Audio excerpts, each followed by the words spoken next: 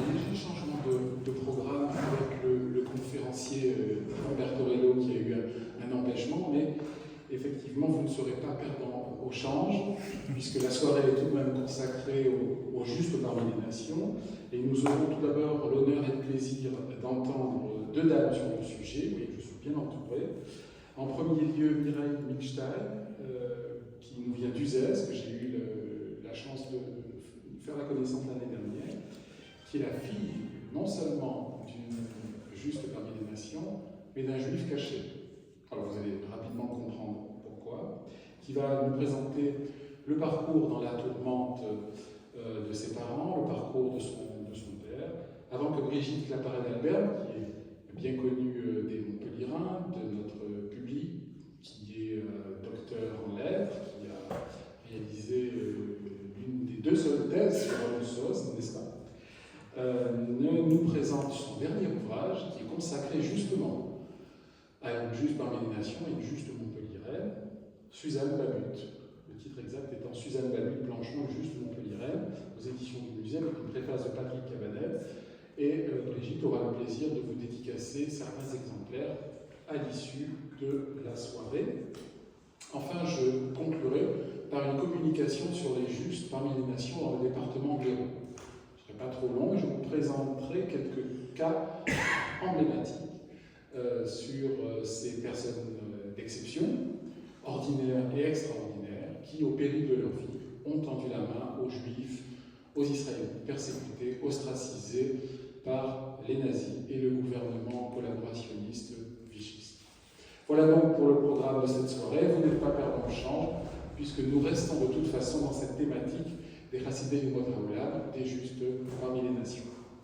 Voilà, je cède tout de suite la parole, le micro, à Mireille Milstein, qui va effectivement vous présenter ce parcours exceptionnel et extraordinaire.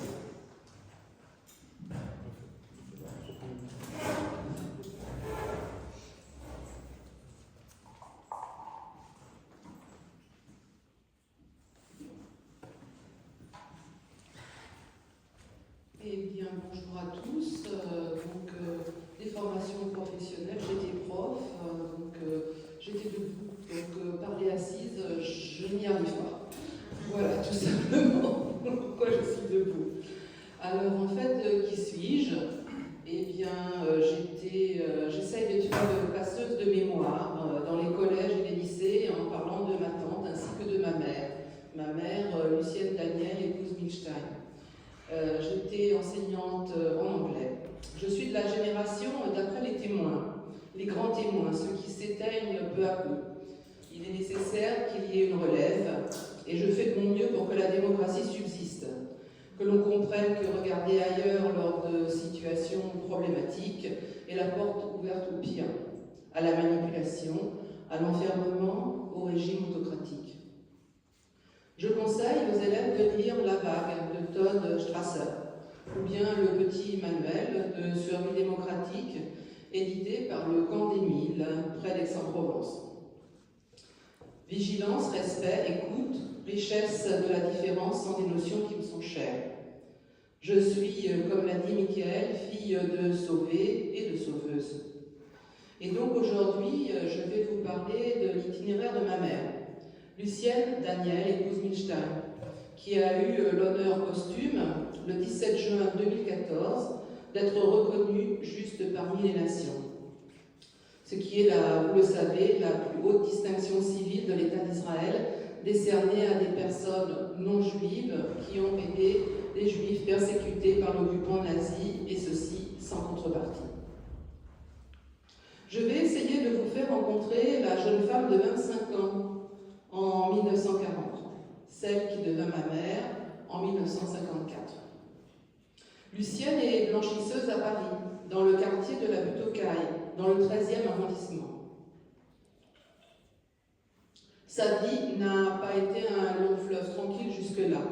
Après avoir travaillé comme fille de salle à l'hôpital, elle est hospitalisée à l'âge de 18 ans pendant 1 an et demi à Berck, dans le Pas-de-Calais, pour soigner une tuberculose osseuse affectant la colonne vertébrale. Son opération lui laisse un dos fragile à vie. Durant cette période, elle ne ni aucune visite. Ce sont les mères de ses copines de Chambray qui lui envoient des cartes de soutien et de prompt rétablissement. Rentrée en région parisienne pour sa convalescence, elle est mise immédiatement en apprentissage de blanchisserie par sa mère. Ceci contre l'avis des médecins. Elle n'a pas eu son mot à dire car elle n'est pas majeure. La majorité est alors à 21 ans et ceci jusqu'en 1974. Sa patronne d'apprentissage reconnaît son courage, sa vivacité d'esprit et elle décide de l'aider à s'installer. Elle se porte même garante pour elle lors de son séjour à l'hôtel près de la place d'Italie dans le 13e à Paris. Ce quartier devient son quartier. Sa bulle d'oxygène à elle, c'est le bal. Danser, écouter la musique pour évacuer sa fatigue et son stress. Regardez-la virevolter. Ses cheveux bruns volent, elle rit aux éclats. Sa robe laisse voir ses jolies jambes, ses yeux gris-bleu pétillent.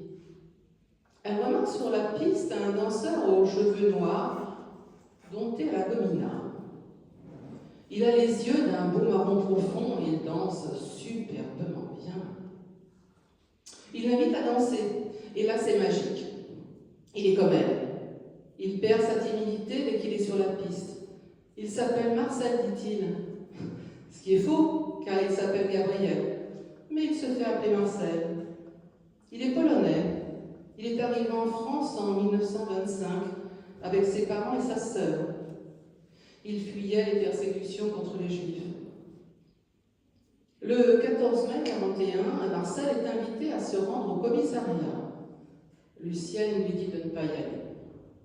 Il a peur que les autorités s'en prennent à sa famille. Et donc il se présente à la convocation. Et il ne revient pas. C'est la rafle du billet vert. Il est envoyé dans un des deux camps du Loiret, Paulin-Roland. Motif écrit sur la convocation, en surnombre dans l'économie nationale. Lucienne sent viscéralement que la situation est dangereuse et que l'on ne doit pas enfermer ainsi les gens. Elle décide de les faire évader. Elle lui envoie des colis, des lettres qui transitent par l'hôtel de la Barbe Blanche, où elle a de la famille. Elle met au point l'évasion le jour où il ira chez le dentiste, dont le cabinet est au rez-de-chaussée. Ainsi, le 26 juillet 1941, Marcel enjambe la barre d'appui de la salle d'attente, rejoint d'un bond Lucienne et sa copine Alice, venues en soutien. Elles ont échangé leurs vêtements pour ne pas être reconnues.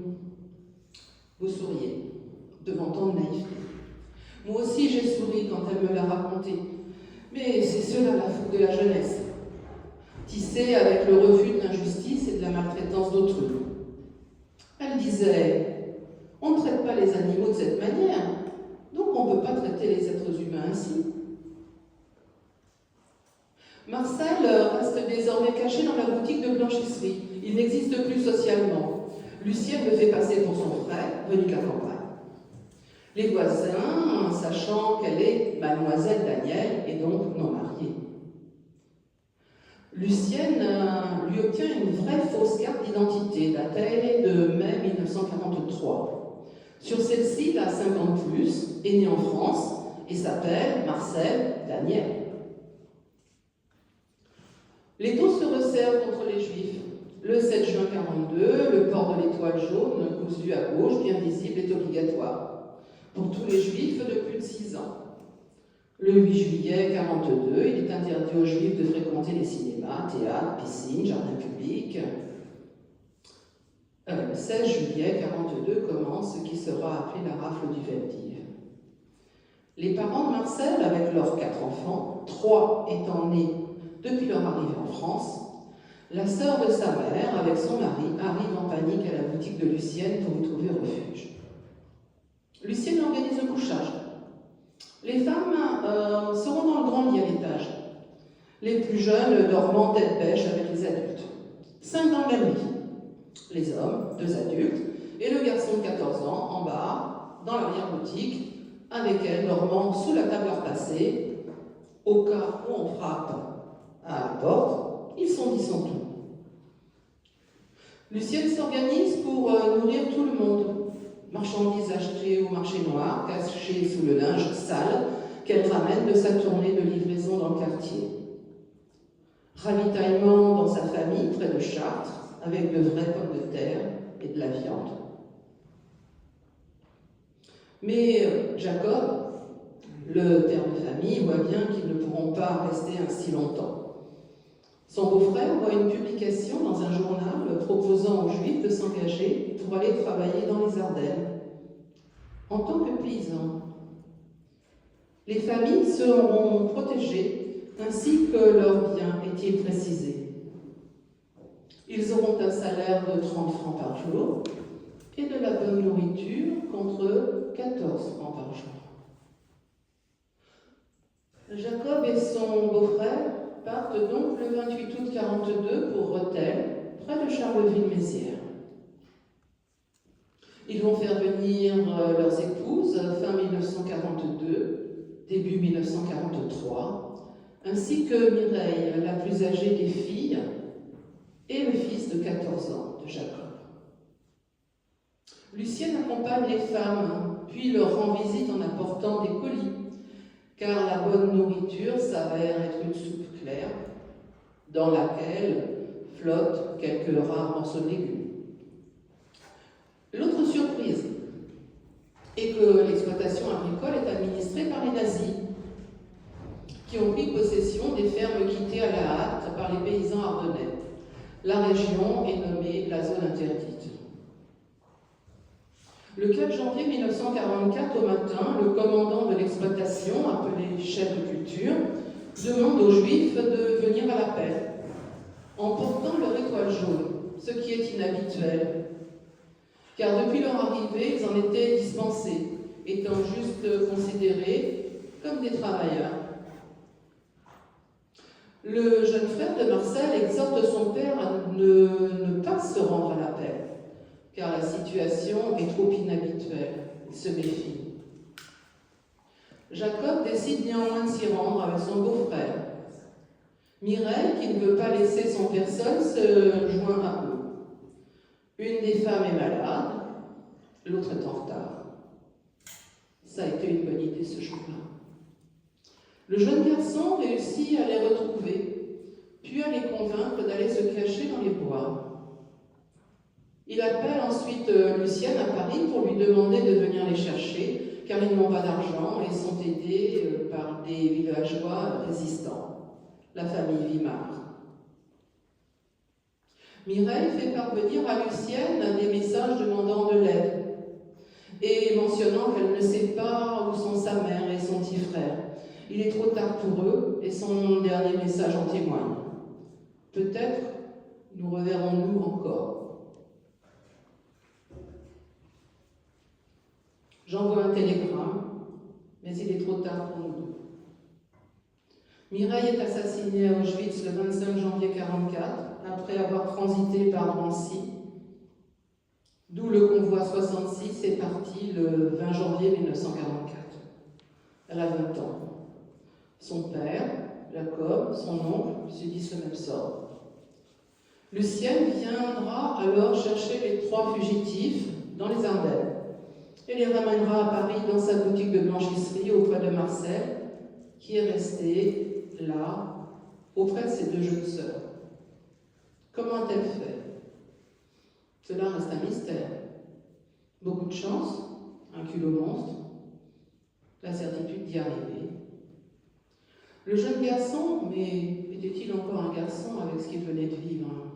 Je dirais plutôt le jeune homme, marchait derrière, bien séparé du groupe des 3 femmes. Au cas où, il courait vite. Voilà. Vous avez fait la connaissance, un peu, de Lucienne, cette jeune femme brune aux yeux clairs qui n'a pas hésité à foncer au milieu du chaos pour aider son prochain. Elle, dont la vie avait été tant négligée et méprisée, a trouvé absolument normal d'agir comme elle a fait. Je rends hommage aujourd'hui à cette belle âme, Lucienne Daniel, épouse Milstein, car elle a épousé en 1949 son beau danseur aux yeux marrons. Une plaque, maintenant, a été apposée le 27 février dernier, à l'endroit où était sa blanchisserie, rue du Moulin des Prés, 16 rue du Moulin des Prés, à Paris, dans le 13e. Voilà, c'est tout. Je vous ai fait un peu rencontrer cette belle jeune femme aux yeux verts. Je vous remercie de votre attention.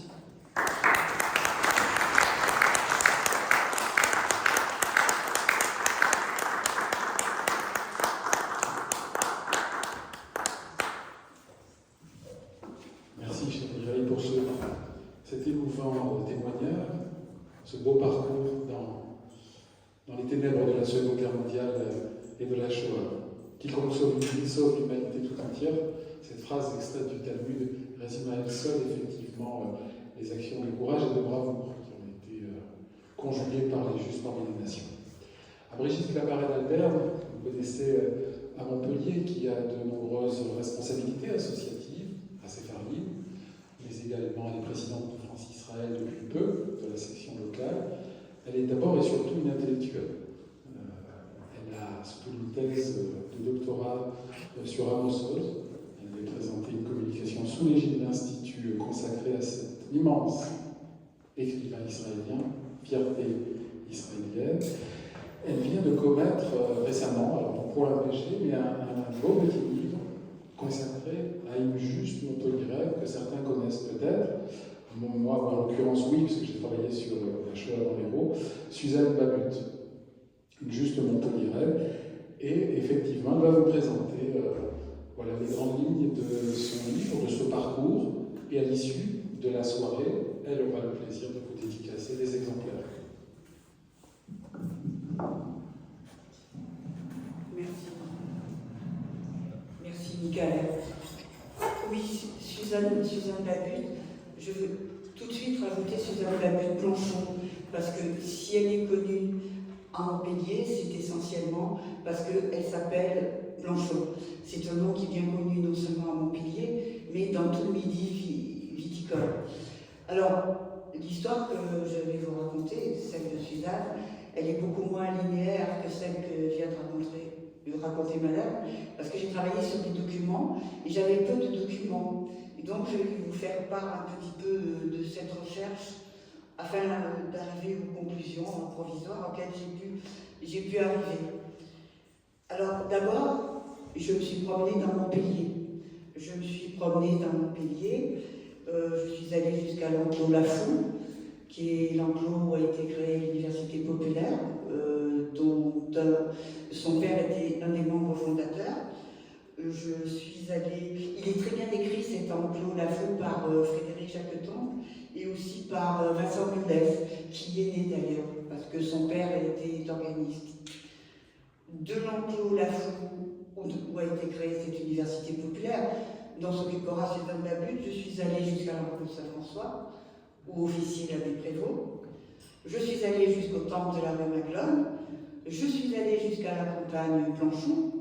Et je l'ai suivi en imagination jusqu'aux Cévennes et dans sa maison de Camprieux, qui était dans les Cévennes. À Montpellier, sa maison de Camprieux, c'était une résidence secondaire. À Montpellier, elle habitait 5 rue de Nazareth, à côté de chez moi. C'est pour ça que j'ai vu sa maison détruite, abîmée. Et j'en ai fait le deuxième personnage de ce récit, de cette maison. Parce que c'est dans cette maison que tout se passait, les va-et-vient. J'ai retrouvé non seulement les lieux pour parler d'elle, mais beaucoup, et ça alors c'était un plaisir, un peu de concierge, j'ai retrouvé beaucoup de noms montpelliérains, et elle les note dans ses carnets, donc je vais vous dire un mot, elle les note pour le pire et le meilleur, parce que parfois j'ai eu des surprises à partir de certains noms. J'ai employé le mot carnet, et effectivement, ma chance, si je peux le formuler comme ça a été que Suzanne Babut-Planchon ait écrit des carnets, une sorte d'écriture de soi, de journal intime, de 1922 à 1949. Et sa fille, a confectionné des albums photos de 1930 à nos jours. J'avais donc de précieux documents. Ils ont été déposés au Centre régional d'histoire de la résistance et de la déportation de Castelnau-de-Lèze, où j'officie aussi. Alors j'ai pensé que je n'allais pas les laisser dormir sur les étagères du centre et que ça pouvait être des documents susceptibles d'alimenter l'histoire des Justes de Montpellier. Mais après le premier enthousiasme, qui est celui des débuts de la recherche, j'ai été un peu déçue parce que après, ça paraît évident, il y avait peu d'informations qui se rapportaient au sauvetage des Juifs à partir de 1942, quand Montpellier fut occupé. Effectivement, elle n'était pas, là j'ai reçu un texte, je l'ai caché, au cas, d'autant plus que sa maison se trouvait à proximité et de la caserne de l'Œuvre, où était la milice, et de la villa des Rosiers, où était la Gestapo. Donc elle n'écrivait pas tout sur ses carnets. Alors ces carnets, j'ai pris un grand plaisir à les lire parce que c'est une vie riche. Suzanne était cultivée, musicienne, passionnée par la politique. C'était une sorte de grande dame qui appartenait à la grande bourgeoisie protestante montpelliéraine. Donc, me trouvant avec peu d'informations, j'ai procédé à une enquête. J'ai croisé les carnets, les photos, avec les documents de Yad Vashem et de la JPN, mais ils n'étaient pas très riches non plus sur elle. À Yad Vashem, il y avait même une erreur. On disait qu'elle était mariée à un pasteur, alors qu'elle était mariée à un historien, donc je vais vous dire juste deux mots. Ce que j'ai trouvé dans les carnets, c'est le nom de la famille Ratziner, des Juifs d'origine polonaise qui ont séjourné dans sa maison.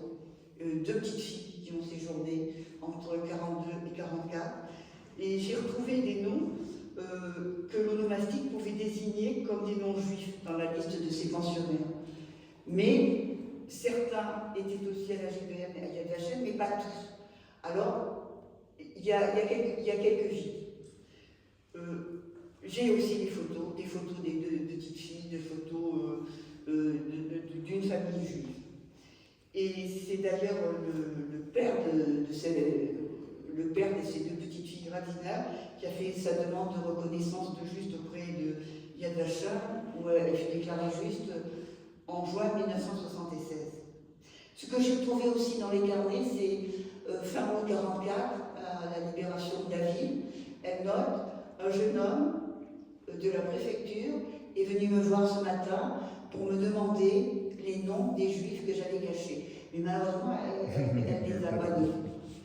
Alors, je n'ai pas voulu abandonner mes recherches, même si comme ça ne paraissait pas très enthousiasmant. Et je me suis dit que j'allais l'aborder autrement. Et j'ai essayé de mettre la vie de Suzanne Babut en récit, ou plutôt en intrigue au sens donné par Paul Ricoeur à ce concept. C'est-à-dire que j'ai tenté de donner un sens à ces actes courageux depuis l'occupation de la zone sud jusqu'en 1944, en les éclairant par un avant et un après de sa vie. C'est-à-dire que j'ai fait un vrai récit au sens de Paul Ricoeur. Et là, finalement, j'ai retrouvé une femme et j'ai vu que sa vie était celle d'une militante. D'une militante que j'aime bien dire appelée par la grâce, parce que tout ce qu'elle a fait, elle l'a vécu comme une obligation, un devoir, mais un devoir qui aurait été comme dicté, pour le dire facilement, par une transcendance. Et cette transcendance, après, j'ai pu l'analyser un peu en retrouvant le réseau protestant, pas seulement montpelliérain. Alors, avant, elle avait porté assistance aux réfugiés espagnols en 1939 et après la guerre, à partir de 1944-1945, elle s'est dévouée, déshéritée, mais de toutes sortes. Les filles mères, comme on les appelait en 1945, elle a milité pour le droit de vote des femmes. Elle était active, comme je l'ai dit rapidement tout à l'heure, au sein de l'activité de l'université populaire dont son père était un des fondateurs. Elle a soutenu Simone de Mangel pour les élections municipales d'avril 1945 et elle était proche, Michael, ça vous parle, hein, et elle était proche de Jeanne Adjé, qui fréquentait la pension Babut, qui allait y déjeuner régulièrement, et qui s'occupait du COSOR. On dit COSOR ou COSOR? COSOR. Oui, du Qu'est-ce que COSOR. ça veut dire? C'est le Conseil d'action morale et sociale de l'Hérault. Merci. Et elle a participé ensuite à la fondation de la Prairie Montpelliérain, qui était aussi. Mais elle a fait partie de toutes sortes d'associations. Je les ai listées d'ailleurs dans le livre, mais on se demande comment elle vivait. Elle était partout. Elle allait à l'université populaire, elle allait chanter chez l'abbé Prévost, elle allait chanter au temple, et de temps en temps, elle dit « Ah, aujourd'hui, on m'a ramené une petite chèvre. Il va falloir que j'apprenne à la traire. » En fait, c'était tout, elle faisait tout. C'est assez impressionnant. Alors, tout ça, pour le dire plus rapidement, j'ai donc essayé par ce biais de tracer un chemin qui allait de Montpellier à Jérusalem. Et ce chemin, je l'ai éclairé en montrant qu'il reposait sur un socle. Et ce socle, c'est celui des réseaux universitaires et protestants de la ville de Montpellier. Parce que Suzanne, c'est une enfant de la Troisième République et de ses valeurs. Et elle a travaillé son héritage familial, d'intellectuels, protestants et de dreyfusards.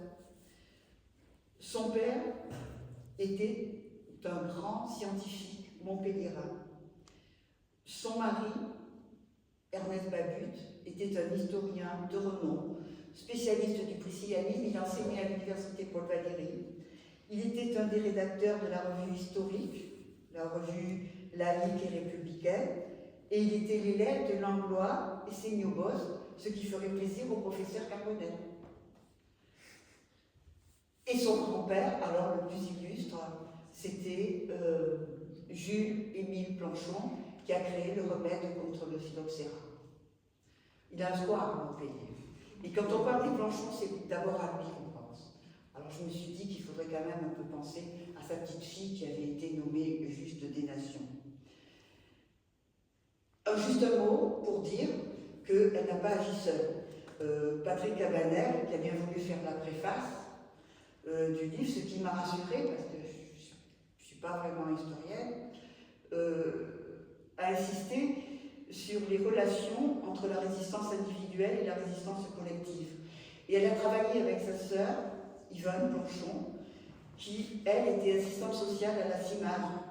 Et elle habitait Ganges, à l'entrée des Cévennes, endroit où les juifs étaient très, très, très nombreux, et protestants la plupart du temps. Et elle, dans ses carnets, elle parle beaucoup du pasteur Jacques Martin, qui était un des membres des deux pastorales qui ont été tenues à Ganges entre 40 et 42, et qui avaient été convoqués pour assécher les sources de l'antisémitisme et sauver des juifs. Rappelant cela, Patrick Cabanel rappelle aussi les rapports entre juifs et protestants qui ont facilité ce sauvetage si intense et si particulier des protestants pendant la période de l'occupation. Et il donne trois explications que j'ai reprises, qui est le fait que les protestants ont connu la persécution, qui est le fait qu'ils ont une excellente connaissance des textes bibliques et de l'hébreu, donc il y avait une parenté, et ce qui est aussi très important, leur républicanisme, qui les a aidés à lutter contre l'oppression. Alors, je vais finir, Michael, ça va, pour dire que ça m'a fait plaisir de conclure en disant que Suzanne Babut était une sorte d'Esther des temps modernes. Alors certes, elle n'a pas sauvé son peuple, mais en sauvant quelques juifs, un petit nombre, comme l'a dit Michael, elle a sauvé l'humanité et elle a permis aux descendants de ces juifs de permettre leur transmission. Voilà.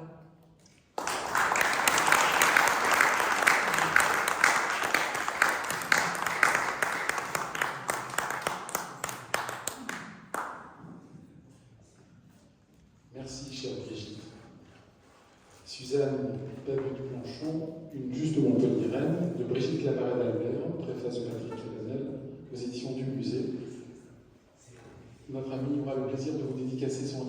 à l'issue de ma communication. Donc je reprécise pour les retardataires, avec l'empêchement de Umberto Relo, nous avons pied levé, mis sur pied, une soirée toujours consacrée au juste, mais avec effectivement des interventions différentes. Et vous le vérifiez, vous n'êtes pas perdant au change. Après ces deux figures paradigmatiques, deux figures emblématiques des justes, effectivement, je vais vous présenter, si vous le voulez bien, la communication suivante, que j'ai d'ailleurs présentée la semaine dernière dans le cadre de l'hommage à l'abbé Prévost-L'Enclos Saint-François avec les professeurs Laval-Bertrand et Fourcade, juste parmi les nations dans l'Hérault, juifs et chrétiens dans l'Hérault sous Vichy. Je rappelle que cette soirée est organisée en partenariat avec le Comité français pour Yad Vashem, c'est par le biais du Comité français que je vais connaître effectivement Mireille Milstein. Alors, avant que de zoomer, comme disent les jeunes, sur quelques cas importants des Hasidei Umot Haolam dans notre département côtier de l'Hérault, peut-être revenir à la genèse. Qu'est-ce qu'un juste? Qui est juste?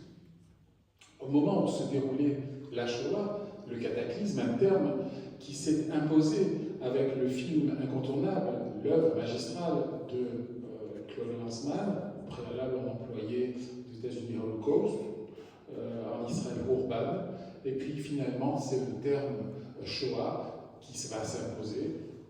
Holocauste, non, les Juifs n'ayant point été des victimes expiatoires. Alors quand la majorité des pays gardaient le silence sans intervenir, des personnes non juives ont choisi de sauver des représentants de la loi mosaïque en danger, et ils l'ont fait au péril de leur vie. L'État d'Israël, qui a été créé par les Nations Unies en 1948, et le mémorial Yerushalayim Yad Vashem, qui a été édifié sur le mont du souvenir par un vote de la Knesset en 1953, ont décidé de leur rendre hommage 10 années plus tard, la création de Yad Vashem, qui est l'un des premiers mémoriaux consacrés à la Shoah, et après celui de Paris, puisque le Centre de documentation du contemporain de la rue Geoffroy-Lamy avait été créé en 1943, ont décidé de leur rendre hommage et d'attribuer le titre de juste parmi les nations. Ce titre de Hasidei Umot Haolam est la plus haute distinction civile de l'État d'Israël. Il est la traduction d'une expression hébraïque qui était utilisée depuis l'Antiquité et dans le Talmud, qui est, je vous le rappelle, un recueil de droits civils et religieux du judaïsme, afin de qualifier les non-juifs vertueux, œuvrant avec compassion et justice.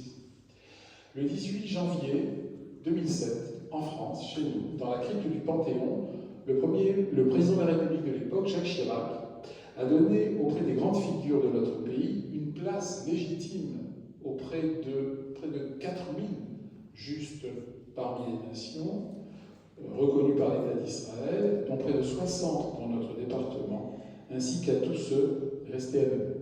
La France, sachez-le, est le 3e pays en Europe au nombre des justes parmi les nations, après la Pologne et les Pays-Bas.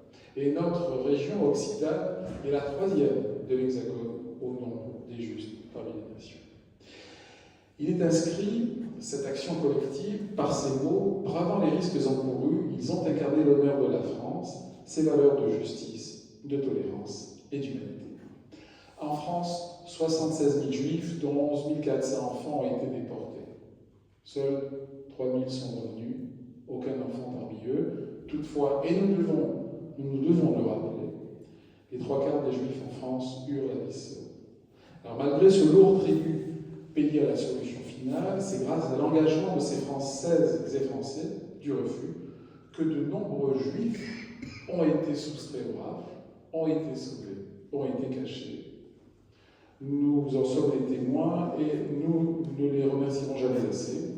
Après la France de la résistance, la France des Juifs, les actions courageuses de cette armée du cœur et des bras ouverts démontrent que les héros ne sont point uniquement ceux des grandes batailles, mais qu'il y eut des gens qui, au quotidien et au péril de leur vie, ont su résister et tendre la main à ceux qui étaient persécutés. C'est ça aussi l'honneur de la France. On a vu 2 exemples parlants, et je vais vous en présenter d'autres dans notre département héraultais.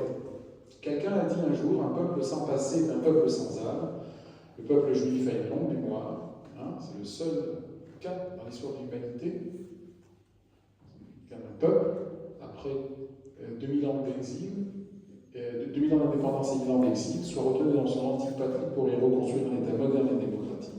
Eh bien, ce peuple juif, effectivement, a de la mémoire, nous le vérifions avec Yad Vashem, et nous devons de nous souvenir que face à la barbarie nazie et à la collaboration massive de l'État français vichiste, l'un des régimes collaborationnistes les plus aidés, puisqu'il a donné des enfants alors que les nazis n'en demandaient point de temps, des justes parmi les nations reconnues par l'Institut Yad Vashem ont sauvé.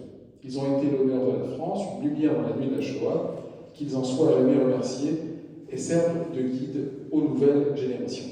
Et Simone Veil a pu dire, sous la chape de haine et de nuit tombée sur la France dans les années d'occupation nazie, des lumières par milliers refusèrent de s'éteindre. Bravant les risques encourus, elles ont incarné l'honneur de la France, ses valeurs de justice, de tolérance et d'humanité. Alors, dans le combat pour la survie, les Juifs ont bénéficié dans les Rhônes de l'aide active d'une partie de la population. Quelques noms se doivent d'être rappelés aux côtés de Suzanne Babut, Blanchon, ou également de Raymond Demangel, la châtelaine d'Assas, qui ne se contentait pas, en bonne châtelaine digne de ce nom, de boire du thé l'après-midi dans sa belle demeure sur les hauteurs de Montpellier, mais qui a permis à des Juifs de passer en Espagne par le monastère de Saint-Andras. C'était une châtelaine résistante. Professeur Antonin Balmès. Alors, pour le début, je vais commencer par effectivement des personnalités du monde académique, et notamment universitaire médical. C'est vrai qu'on est dans la ville de la médecine. Professeur Balmès, professeur Giraud, devenu doyen précaire, ont caché des Juifs pendant la Shoah. Avait-il, dans le rétroviseur de l'histoire, le rôle des Juifs au Moyen-Âge en matière médicale, comme on atteste sur le fronton de la fac de médecine, la liste des premiers médecins montpelliérains, dont bon nombre sont juifs, comme Shelton Ben Yitzhak, Ricard Senior, Meshulam ou Professius Julius. Peut-être, sans doute. En tout cas, ils ont effectivement tendu la main à ces juifs persécutés. Le professeur Balmès a caché et sauvé de nombreuses familles juives, le docteur Biederman, qui a séjourné dans sa demeure plusieurs mois. Il était secondé, cet Antonin Balmès, par son épouse Jeanne, fille d'Émile Martin, collaborateur de Midi Télégraphe. Et c'est le plus souvent en vélo que la protégée d'Antonin Balmès, l'étudiante juive roumaine, mais d'ascendance hongroise, Eva Horowitz, allait avertir les personnes menacées par les règles. Et elle a pu seconder de manière importante le professeur Balmès. Ce même Antonin Balmès, qui fut arrêté par la Geheimstaatspolizei, la police secrète nazie, la Gestapo, la sinistre Gestapo, le 9 juin 1944, le même jour que le docteur Gabriel Luscan et le professeur Antonelli de la faculté de droit, est connu l'enfer des camps en Allemagne et en Tchécoslovaquie. On peut citer aussi, pour le monde académique, le doyen Jourda, qui tranche avec son collègue, le doyen maréchaliste Augustin Flich, qui faisait montre d'un antisémitisme forcené. Et quand il eut à accueillir l'immense historien Marc Bloch, médiéviste probe à l'analyse rigoureuse, il l'a accueilli de manière terrible. Et Marc Bloch dira par la suite que l'antisémitisme français l'aura beaucoup plus marqué que l'antisémitisme allemand. Et il eut cette phrase restée à la postérité, qui n'est pas sans rappeler la définition de la plus vieille de l'histoire de l'antisémitisme de Léo Pinsker, maladie héréditaire contagieuse et incurable. L'antisémitisme est un poison contagieux, subtil et polyfiltrant. C'est toujours d'actualité. Pour ce qui est du monde chrétien, vous n'êtes pas sans savoir que des gens d'église, catholiques et protestants, ont tendu la main à leurs frères aînés juifs, frères en Abraham, fraternité d'Abraham, affinité élective pour juifs et protestants, Marie et Jeanne Adjé, deux sœurs protestantes qui ont caché plusieurs juifs étrangers, tandis que le pasteur Toureil fut très actif en faveur des juifs à Lunel et dans toute la région. De même, le pasteur Gounel, oncle d'André Gounel, doyen de la faculté de théologie protestante de Montpellier. Le père Paul Pargel, pour le monde catholique de la paroisse Sainte-Bernadette, qui délivrait de nombreux faux certificats de baptême. Il fut arrêté le 8 mars 1944 à la Villa Saint-Antonin, avant de connaître lui aussi l'enfer concentrationnaire nazi. Il en a laissé un précieux livre témoignage. Un autre homme d'église, et non des moindres, à qui aujourd'hui nous rendons hommage. Vous disiez que la semaine de l'abbé Prévost, l'abbé Charles Prévost, vous disiez que la semaine dernière j'étais intervenu avec le professeur Lavabre Bertrand de la faculté de médecine et le professeur Fourcade de l'université Paul Valéry pour rendre hommage à cette figure de la résistance, fondateur de l'enclos Saint-François. Il y a eu également dimanche un hommage à l'issue d'une messe prononcée par Monseigneur Tourigny. Quelques mots ont été prononcés par Michael Delafosse, maire de la ville de Montpellier, président de la métropole. Une gerbe a été déposée. Et pour ceux que ça intéresse, il y a un concert de l'Orchestre Philharmonique de Montpellier qui interviendra le 28, donc c'est dans 2 jours, à l'enclos Saint-François, au programme Bruch, Max Bruch et Beethoven, le monde juif, le monde allemand. L'abbé Prévost, Charles Prévost, figure s'il en est de cette résistance active et passive. Il soutint Sabina Zlatine, la monitrice des enfants d'Isieux, en recueillant les enfants juifs qu'elle faisait sortir des camps d'Agde et de Rivesaltes, en coordination avec l'œuvre de secours aux enfants à l'enclos Saint-François de Montpellier. L'œuvre de secours aux enfants, je vais en dire quelques mots tout à l'heure, quand je vous présenterai ce maillage mis en place par les Juifs pour sauver les représentants de la mosaïque pendant la Shoah. Il y eut le comité d'assistance aux réfugiés, le CAR, l'œuvre de secours aux enfants, le mouvement de la jeunesse sioniste, les éclaireurs israéliens de France, le Joint américain. Sabina Zlatine restait à la postérité comme la monitrice des enfants d'Isieux. L'histoire ayant préféré retenir l'épisode douloureux d'Isieux dans l'Ain, où les 44 enfants martyrs furent arrêtés par Klaus Barbie et les nazis. Ils représentaient, comprenez-vous bien, un danger pour le Troisième Reich, ces 44 bambins.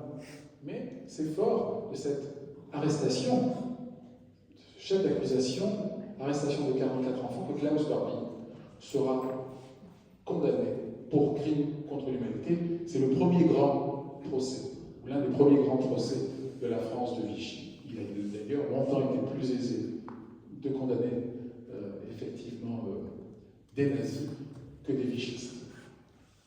Elle faisait sortir des camps d'Agde et de Rivesaltes. Alors, vous n'êtes pas sans savoir que sur la carte du Tour de France de la mémoire, il y eut des camps de sinistres de renommée, des camps de transit, où des juifs ont été parqués en attente du transfert vers Drancy, le grand camp du nord de la France, antichambre d'Auschwitz. Rivesaltes pour la région Occitane, Lénine pour la région Provence-Alpes-Côte d'Azur. Mais en Agde, dans la belle cité phocéenne, il y eut un camp de sinistres renommés, édifié par des réfugiés de la guerre civile espagnole, qui a accueilli tout ce qu'aborait le Troisième Reich et Vichy, des démobilisés tchécoslovaques, des travailleurs indochinois, des tziganes, des homosexuels et des juifs. Eh bien, notre Sabina Zlatine a sorti 300 enfants juifs du camp d'Agde et 30 enfants tziganes sous sa capeline d'infirmière de la Croix-Rouge, d'assistante sociale. Elle va les parquer dans des familles juives, dans des familles non juives, accueillantes. Ce sera évidemment le cas de la famille Payarès-Parisel, j'y reviendrai. Ils évolueront dans un premier temps, mais c'est quand même l'essentiel de la guerre, entre Palavas-les-Flots et Cancastre. Puis, quand Montpellier passera en zone, j'aime pas dire de zone libre à zone occupée, et c'est ce que disait d'ailleurs Edith Moscovitch, pour qui j'ai une affectueuse pensée ce soir, aujourd'hui disparue, de zone non libre, de zone non occupée à occupée, eh bien, le sort de ces enfants-là va être scellé. Ils devront monter, se cacher dans des zones plus montagneuses, et c'est ainsi qu'ils iront à Isieux dans l'Ain. À l'enclos Saint-François, évidemment, le père Charles Prévost, l'abbé Prévost, va cacher des enfants juifs.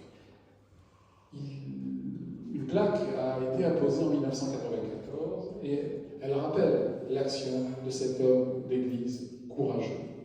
Je cite, « À la demande de Sabina Zlatine, ici furent hébergés par l'abbé Prévost les enfants juifs réfugiés dans l'Hérault, futures victimes du nazisme. Disieux, 1, dans l'Ain, le 6 avril 1944. Ils furent déportés à Auschwitz et arrachés à la vie dans d'horribles conditions. À ce texte est ajoutée une lancinante interrogation du poète Robert Desnos: puis-je défendre ma mémoire contre l'oubli? Il m'importe de lire le témoignage de Sabina Zlatine, issu de ses mémoires, relatif à l'abbé Charles Prévost, dont il est tant question aujourd'hui à Montpellier, fierté locale au même titre que Suzanne Babet de Blanchot. Je la cite: « Nous nous employons de plus en plus fébrilement à sortir les enfants pour les placer soit dans les maisons de logés en zone libre, soit dans des familles chrétiennes, françaises, pardon. Mais leur placement posait toujours trois problèmes, celui de leur hébergement le soir même de leur sortie du camp, dès leur arrivée à Montpellier. D'autre part, il fallait souvent attendre quelques jours avant que la place prévue pour ces enfants, dans une famille d'accueil, une maison d'enfants, une institution religieuse, soit libre et qu'une accompagnatrice puisse les y amener. Je fis part en 1942 de ces difficultés à l'abbé Prévost, directeur de l'Institut Saint-François-Régis, à Montpellier. Je le connaissais depuis 1941. Il m'a dit: nous avons un sanatorium, Saint-Roch, à Palavas. Il est libre pour le moment, vous pouvez en disposer, mais n'y laissez pas les enfants trop longtemps. Lorsque j'informai Mme André Salomon et M. Gourevitch et Lourier de cette proposition, personnalité de la collectivité juive montpelliéraine, de la communauté juive de Montpellier, ils furent ravis. C'est ainsi que s'ouvrit à Palavas les Flots, un lieu de transit et de tri pour les enfants libérés des camps, où on voit de répartition dans d'autres maisons de logés. Je voudrais ici rendre un hommage tout particulier à l'abbé Prévost pour l'accueil chaleureux qu'il me réserva toujours. Il prit bon nombre d'enfants dans son établissement, surtout des garçons. Un jour où je lui ai amené 5 garçons, il appela la mère supérieure et lui dit: « Ces enfants sont juifs, vous ne les emmènerez pas à la messe le dimanche. Débrouillez-vous. » Fin de citation. C'était donc révélateur de la générosité de cœur de l'abbé Charles Prévost. Alors j'ai pu recueillir plusieurs autres témoignages qui nous apprennent le comportement exemplaire d'un certain nombre d'hérétés. J'ai beaucoup travaillé sur ce dossier pour mon mémoire de maîtrise sur la spoliation des biens juifs et pour ma thèse de doctorat sur la politique antisémite de l'État français de Vichy. Une politique terrible. La définition raciale du juif allait plus loin, la définition française allait plus loin que la définition raciale nazie. 400 lois, ordonnances, décrets qui mettent le juif au banc de la société. Un arsenal législatif lourd, le juif qui perd sa citoyenneté, retour en arrière, avec une citoyenneté si chèrement acquise lors de la Révolution française et de la Déclaration des droits de l'homme et du citoyen. Parmi les témoignages que j'ai pu recueillir, Robert Heinheimer, enfant réfugié du Luxembourg à Lodève, Grau-du-Roi et Montpellier, a pu rendre hommage à Charles Leblanc et à son épouse qui l'ont hébergé. À Montpellier, on parlait tout à l'heure des gens d'église, catholiques et protestants. Comment ne point rappeler le souvenir des religieuses dominicaines du monastère des Tourelles, qui ont hébergé un important groupe de juifs étrangers. La regrettée Madame Merle m'a transmis ses souvenirs qui concernent aussi bien une réfugiée juive d'Autriche, Ruth Nebenzal, dont elle a perdu la trace, que son propre engagement. Hélas, Madame Merle est décédée sans avoir connu le destin de sa montagne protégée.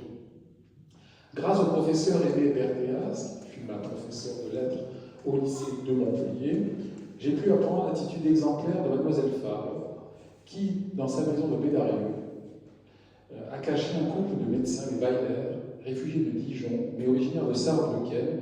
Ils avaient obtenu la citoyenneté française depuis 1936. Brigitte parlait tout à l'heure de Ganges, qui fut un havre, un lieu de sauvetage important pour les justes, effectivement, la Cévennes protectrice, mais il y eut aussi Bédarieux, en terre bédaricienne. Et j'ai pu, il y a quelques années, avec le maire de Ganges, M. Fratricier, apposer une plaque au nom de Yad Vashem pour rappeler le rôle joué par des justes dans la région. Le comité français pour Yad Vashem, dont je suis délégué régional, instruit des dossiers de justes et procède à une commémoration, une remise de médailles et de diplômes de justes parmi les nations. Le temps faisant son œuvre, il est de plus en plus ardu de faire reconnaître des justes parmi les nations. Donc le comité a embrayé avec une autre initiative, non moins remarquable, la dénomination de lieux de mémoire dans des cités, des villes, des villages qui ont eu des justes. Montpellier, évidemment. Donc, dans ce cadre-là, on a pu inaugurer un rond-point des Justes à Béziers, un rond-point des Justes à Ganges, une rue, un tel, une telle, qui porte le nom de ces fiertés hexagonales. Le nom de toutes ces personnes qui eurent une attitude admirable, exceptionnelle, extraordinaire, pour des gens souvent ordinaires, tels le saumon remontant la rivière. Rappelons tout de même que le juif était diabolisé, démonisé. Quand vous entendez partout, les juifs ont fait ceci, ont fait cela, ont tué le Christ, on n'était pas encore à Vatican II, il n'y a pas eu encore le dépoussiérage judéophobe du grenier du Vatican, du grenier de l'Église. Donc les juifs étaient encore et toujours diabolisés, au péril de sa vie, compromettant son existence, sa carrière, et de cacher des juifs comme un saumon qui remonte la rivière, eh bien, c'est quelque chose d'absolument extraordinaire pour des gens souvent ordinaires, vous le voyez, ces personnes qui l'ont fait au péril de leur vie pour des raisons religieuses, sans volonté de prosélytisme, de conversion, pour des raisons politiques, des communistes, des juifs, même combat, et des gens par humanité, par bienveillance, par solidarité, tout simplement. Mon voisin est dans l'adversité, je lui tends la main. Parmi donc tous ces justes qui ont reçu post-mortem la médaille, comme ce fut le cas pour de nombreux autres dizaines originaires de l'Hérault, et parmi ces 22 justes des localités héraultaises, dont évidemment Agde, Ganges, Montpellier, Montagnac, dont la plupart des actions sont trop succinctement présentées dans, pour autant, le remarquable ouvrage de Lazare et le dictionnaire des justes, je souhaite présenter ici deux cas, parmi les plus emblématiques, et pour laquelle mon père a pu obtenir le titre de juste parmi les nations en novembre 1996 à Clavier. Il s'agit de Marie-Antoinette Paillarès et de ses deux filles, Paulette Roche et Renée.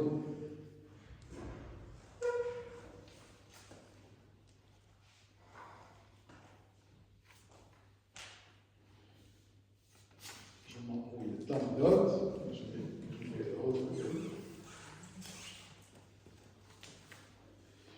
La mère a accueilli en 1942 la petite Diane Popowski, une petite juive polonaise sortie du camp d'Agde, d'ailleurs, par Sabina Zlati. Elle est restée dans sa famille d'adoption jusqu'en 1949, une année lors de laquelle son père, qui a échappé aux horreurs de l'extermination, a pris son sauvetage et vint la reprendre. La fille de Marie-Antoinette, Paulette, fut, pendant l'été 1943, monitrice des enfants réfugiés de Lyon. Enfant d'Isieux s'appelait Colonie des enfants réfugiés de Lyon. Elle a pris un bon nombre de photos qui ont permis à Serge Klarsfeld, l'avocat chasseur de nazis, d'identifier un grand nombre des 44 enfants martyrs d'Isieux. Elle devait aussi témoigner au procès de Klaus Barbie à Lyon en 1987. Sa sœur Renée Paillarès, épouse parisienne, a participé également au sauvetage, convoyant effectivement des enfants juifs de nouveaux lieux de refuge. Ce fut notamment le cas à l'été 1942 pour un groupe de fillettes de 14-15 ans parties de Montpellier vers la Haute-Savoie à Annecy. C'est elle également qui accompagna Paul Niedermann et Théo Rax, deux jeunes adolescents appelés par Sabina Zlati pour mettre en culture le potager qui s'y trouvait. Alors voici quelques extraits de son témoignage. Lorsque la guerre a éclaté, j'avais 14 ans et vivais avec ma mère, ma sœur et mon frère au 6 rue Guillaume Pélissier à Montpellier. Mon père était mobilisé en Afrique à son poste d'enseignant jusqu'à son limogeage par le gouvernement de Vichy pour fait de résistance. En 1942, ma mère s'est adressée par l'intermédiaire d'une amie commune à Madame Zlatine qui cachait des enfants juifs pour essayer de les soustraire aux rafles et lui a proposé d'en héberger un. Peu de temps après, Madame Zlatine nous demandait d'aller chercher une petite fille à la Manou-les-Bains. C'est ma sœur Paulette qui a fait le voyage. Du jour au lendemain, nous avions eu une petite sœur, Diane Popovski, qui n'avait pas 2 ans et qui est restée chez nous 6 ans, jusqu'en 1948-49, lorsque son père est venu des camps vers la chercher. Avec ma sœur Paulette, nous avons à plusieurs reprises ravitaillé des familles juives cachées dans des greniers. Je me souviens qu'on nous avait bien mis en garde pour ne faire aucun bruit en montant. Ce ravitaillement, poursuit-elle, ainsi que les paniers étaient préparés par les éclaireurs israélites, nous-mêmes étant éclaireuses neutres. Après l'occupation de la zone sud par les Allemands durant l'été 42, lorsqu'on en a demandé des volontaires parmi les éclaireuses pour convoyer des enfants juifs, je me suis proposé. C'est ainsi que j'ai été appelé à accompagner un groupe d'une quarantaine de fillettes de 14-15 ans de Montpellier à Annecy. Durant l'hiver 42-43, j'ai été, à la demande de Madame Zlatine, chargé d'une nouvelle mission, convoyer 2 garçons, Paul Niedermann et Théo Reiss, d'Agen à Lisieux. À propos d'Lisieux, je dois signaler que ma sœur Paulette y a passé tout l'été 43 comme monitrice des enfants réfugiés de Léon. Elle était accompagnée de mon frère Guy et de Diane. Je les ai retrouvés moi-même pendant 2 semaines et nous avons à cette occasion pu faire de nombreuses photographies avec tous les enfants grâce à un appareil que j'avais sur moi. Ces photographies ont servi à Maître Klarsfeld pour identifier les enfants d'Lisieux. Ma sœur ayant bien connu ces enfants a témoigné au procès de Barbie. Elle est malheureusement décédée en 89. Je tiens par ailleurs à souligner que l'engagement de ma mère fut tout à fait spontané et uniquement provoqué par un sentiment de solidarité avec ces personnes qui souffraient autant. Fin de citation. Il m'importe de présenter brièvement quelques cas de justes qu'en ma qualité d'historien délégué régional du comité français pour Yad Vashem, j'ai eu avec Edith Moscovitch, aujourd'hui disparue, que Brigitte a bien connue et bien aimée, et elle vous la rendait bien. Enfant caché pendant la Shoah et récemment disparu, l'occasion de traiter, d'instruire et de faire reconnaître par l'Institut d'Yerushalayim Yad Vashem en Israël. À Perpignan, avec Edith, il y a une dizaine d'années, ainsi que le consul d'Israël en France, de l'époque, Madame Israëlla Perry Propstein, la médaille et le diplôme de juste parmi les nations. À Seyir-Kozel, toujours avec Edith, le même jour dans l'arrière-pays, à la frontière avec l'Aveyron, près d'Aven, une autre cérémonie s'est tenue pour laquelle nous étions partie prenante, avec la remise du diplôme et de la médaille de juste à Albert et Marius et Marie Anglade pour avoir sauvé Francis Luce Cohen. C'est leur petit-fils, Louis Anglade, l'ayant droit, qui fut le récipiendaire. Ayant fui la Pologne dès 1924, le père de Francine avait poursuivi ses études en France, s'était marié à Rouen et a été embauché par la société Shell comme ingénieur. Suivant leur conseil, la famille a quitté Rouen, ville à la longue mémoire hébraïque, puisque vous avez les plus anciens vestiges d'une synagogue. Il a quitté la Normandie pour le sud en octobre 40. C'est le moment de la mise en place des lois vichistes, le statut des Juifs, etc., pour aller retrouver à Béziers les grands-parents maternels de la petite Francine. Dénoncée comme juive, c'était un sport en vogue à l'époque dans l'Hexagone, la dénonciation. La famille parvient à s'enfuir jusqu'à un petit village de montagne, Seyir-Kozel, dans les Monts, non loin d'Aven.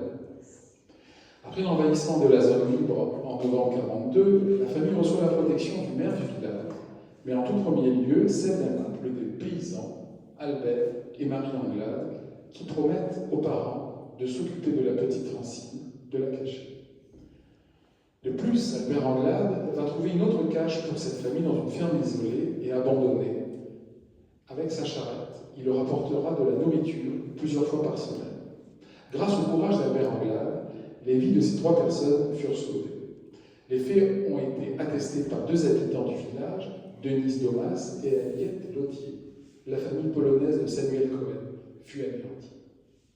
Pour faire reconnaître un dossier de juste parmi les nations, vous comprendrez qu'actuellement c'est de plus en plus difficile, le temps faisant son œuvre, il faut certifier le sauvetage par 2 témoignages distinct concordant. Un seul, puisqu'on avance en temps, si le dossier, les pièces justificatives, les archives sont suffisamment riches, si le dossier est suffisamment noble. En novembre 2012, à Alzone, dans l'Aude, diplôme et médaille furent remis, en présence du consul général d'Israël en France de l'époque, Barnea Chassid, à deux familles, les Guillem et les Henri. Louis et Hélène Guillem, ainsi qu'à Achille et Alphonsine Henri, pour avoir sauvé au péril de leur vie la famille Carger. Je sous-signais, Carger, Benjamin, certifie les faits suivants. Mon témoignage sert aussi à ma sœur décédée en 2007 et à ma cousine, Rachel Carger, née en 1937 à Carcassonne et qui vit en Amérique depuis 1948. C'est ainsi que l'on procède. Voici ce qu'il dit. Je remercie la famille Sens, monsieur et madame, pour avoir amené mon père à la frontière espagnole. Monsieur et madame Henri Achille pour avoir caché ma mère. Monsieur et madame Baron pour avoir caché ma cousine Rachel et la famille Guillem pour ma sœur et moi-même. Fin 1936, mes parents juifs polonais, mariés en Pologne, sont entrés en France. Ils habitaient Carcassonne, 6 au 71, rue du 4 septembre, comme locataires chez monsieur et madame Sens. Ils étaient marchands forains, etc., etc. Et il prolonge son témoignage, qui effectivement est précieux, puisqu'il aura permis à Jérusalem de certifier le sauvetage de ces personnalités juives. Avant de conclure, j'aimerais mettre en lumière, j'en ai parlé tout à l'heure, certaines organisations de secours et d'entraide. L'implication d'organisations juives dans le département côtier de l'Hérault, qui s'est matérialisée par un maillage serré d'organisations soucieuses, en dépit de faibles moyens, effectivement œuvrer pour les populations juives apatrides, persécutées par les nazis et leurs collaborationnistes zélés. En premier lieu, l'activité du CAR, le comité d'assistance aux réfugiés. Il y a une institution créée en 1936 grâce au joint américain, à l'origine pour aider les juifs autrichiens, arrivés en grand nombre après l'Anschluss.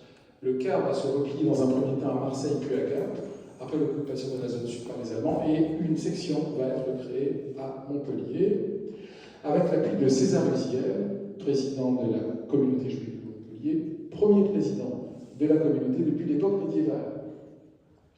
C'est à souligner cette célèbre famille Uziel, ce célèbre lignage, avec César d'origine salonicienne, son fils Albert, dit Vivi, résistant, qui participera à la libération de Montpellier, quant au petit-fils, qui sera président de l'université Montpellier. César Uziel, qui organisera la vie juive montpelliéraine pendant la Shoah, il y avait quelques centaines de familles, avec l'arrivée de juifs qui fuient l'avancée allemande, il y aura une communauté dans la communauté juive de Montpellier. Et il devra effectivement faire montre d'une organisation tatillonne avec Suzanne Aron pour gérer le quotidien de ces coreligionnaires français et apatrides. Et Suzanne Aron s'occupera d'une section du CAR. Elle était directrice également de la première section de la 5e direction régionale de l'UGIF, qui était une instance importante du judaïsme hexagonal, l'Union générale des Israélites de France. Aujourd'hui, vous avez le FNJ, vous avez le CRIF, mais à l'époque, vous aviez l'UGIF, l'Union générale des Israélites de France, qui évidemment, effectivement, sera créée en novembre 1941, qui avait pour mission de prendre sous son contrôle, d'assurer leur représentation auprès des pouvoirs publics, de résoudre les problèmes d'assistance, de prévoyance et de redressement social. Elle avait un bureau, cette UGIF, rue Marceau, pour les gens qui connaissent leur géographie, leur topographie. Le commissariat général aux questions juives, le tristement célèbre CGQJ, véritable ministère des Affaires juives, par une note du commissaire de police chargé d'enquêter à son sujet en tant que délégué auprès de la préfecture héroltaise, la situe ainsi. Écoutez bien. L'intéressé est présenté comme une personne animée de sentiments de dévouement sans borne pour ses coreligionnaires. Sa conduite et sa moralité n'ont fait l'objet d'aucune remarque défavorable. Alors, elle fut secondée par Joseph Milner, qui était d'origine polonaise, et ils ont effectivement œuvré de manière importante j'allais dire au bien-être, non, mais en tout cas répondant aux différents problèmes qui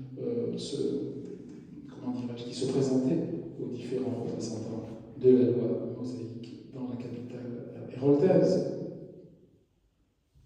Le comité d'assistance aux réfugiés, mais effectivement pas seulement, l'OSE, j'en parlais tout à l'heure, avec l'abbé Charles Prévost, l'œuvre de secours aux enfants, s'était donné pour tâche, pour mission essentielle, l'assistance médico-sociale aux enfants et aux adultes dans les camps d'internement, camps d'Agde notamment, l'accueil des enfants dans des homes et des entraides médicales. Elle a fondé, en mars 1941, un centre à Montpellier, capitale pour l'accueil des réfugiés et des enfants juifs internés. Au même moment, elle fait l'acquisition d'un home supplémentaire, une maison de passage, où, à Palavas-les-Flots, qui dès l'été 1941 devient un solarium marin pour les enfants affaiblis et retirés des camps par ses soins. Et une plaque figure devant ce solarium marin qui existe toujours. Sabinas latine, celle donc que l'on a appelée la Dame d'Isieux, et si vous ne deviez retenir que quelques noms de juifs importants pour la période de la Shoah, vous retiendriez sans nul doute Sabinas latine, mais aussi peut-être Georges Charpentier, ça ne vous dit rien. C'était son nom d'emprunt. Il répondait au nom de Georges Charpak. Il eut une activité méritante, soutenue, l'activité résistante et méritante soutenue. Il fut arrêté, envoyé à la prison d'Aix, mais heureusement put reprendre ses études.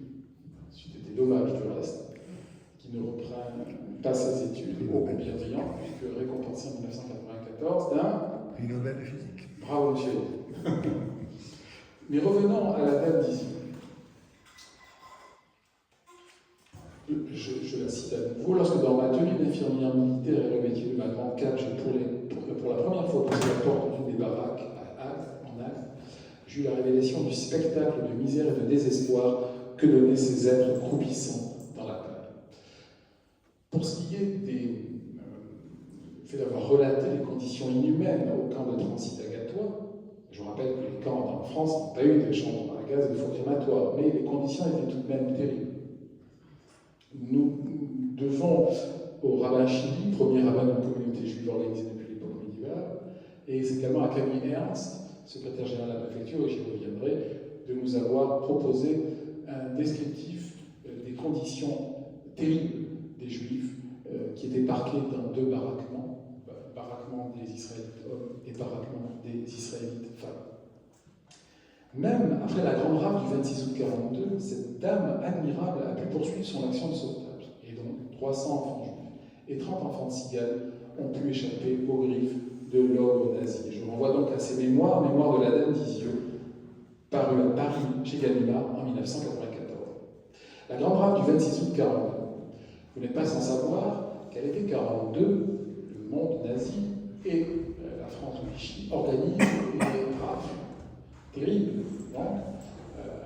pour l'époque estivale.